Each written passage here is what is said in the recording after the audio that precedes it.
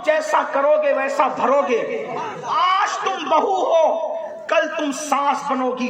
اگر آج تم نے اپنی ساس اور سسر کی مخالفت کی، جب تم ساس بنو گی تو تمہاری بہو بھی آنے والی تمہاری مخالفت کرے گی. اس بڑھاپے میں کانپتے ہوئے ہاتھ میں، کانپتے ہوئے وجود میں جب تم لوگوں سے شکایت کرو گی کہ میری بہو تو مجھے کھانا نہیں دیتی، تکلیف پہنچاتی ہے. میں نے کوئی ایسی عورت نہیں دیکھا جس نے ساس کی خدمت کی اور اس کی بہو اس سے بغاوت کر رہی ہو. جس نے ساس کی خدمت کی اور اس کی بہو سے ایسی کوئی عورت میں نے نہیں دیکھا. ہمیشہ بہویں اس وقت بغاوت کرتی ہے جب تم اپنی ساس سے بغاوت کرتی ہو، کیونکہ یہ اللہ کا قانون ہے، اللہ کا قانون ہے. اللہ اکبر.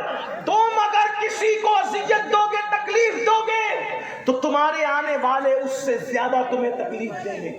یہ کوئی انصاف ہے کہ تمہارے ساس سسر نے، جو تمہاری ساس ہے، جب تم کو لایا تو کتنے اہتمام سے لایا. میں تو کہتا ہوں یار ساس سے جتنی محبت ہونی چاہیے اس سے اتنی کسی سے نہیں ہونی چاہیے. جتنا سسر سے ہونا چاہیے اس سے کتنی. تو کہا وہ کیوں؟ میں نے کہا ذرا سوچ، جب تیری ساس سسر نے تجھے اپنے گھر لائے تو اتنے اہتمام سے لائے کہ اپنے پیر کو بھی اتنی شان سے اپنے گھر نہیں لاتے.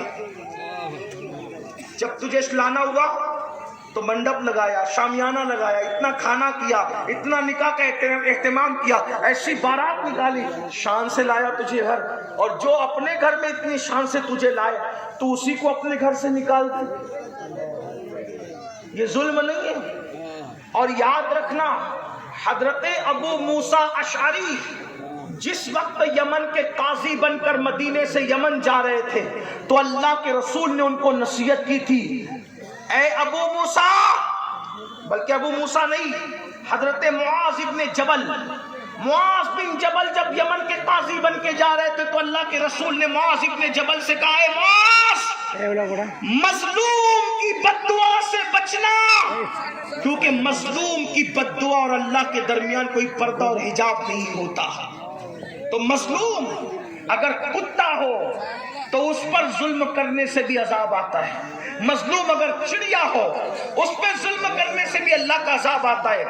اگر ساس سسر کو تم مظلوم بنا دو، ماں باپ کو تم مظلوم بنا دو، ان پہ ظلم کرو تو کتنی تباہی آئے گی. اس لیے میں نوجوانوں سے کہتا ہوں، کتنی بڑی سے بڑی نعمت کو کھونا ہو تو ماں باپ کے لیے کھو دو، مگر ماں باپ کو مت کھونا، کیونکہ ماں باپ ایسی نعمت ہے کہ ایک مرتبہ کھو دو تو دوبارہ وہ نعمت نہیں مل سکتی.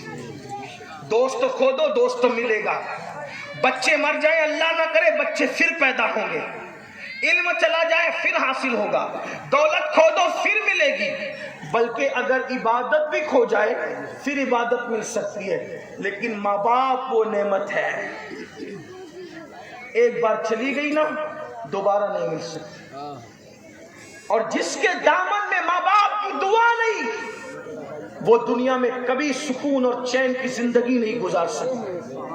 ماں باپ کی دعا چور کو ولی قطب بنا دے، ابدال بنا دے، اور ماں باپ کی بد دعا ولیوں کو بھی ولایت سے نیچے گرا دے. آپ کیا سمجھتے ہیں؟ بڑے بڑے ولی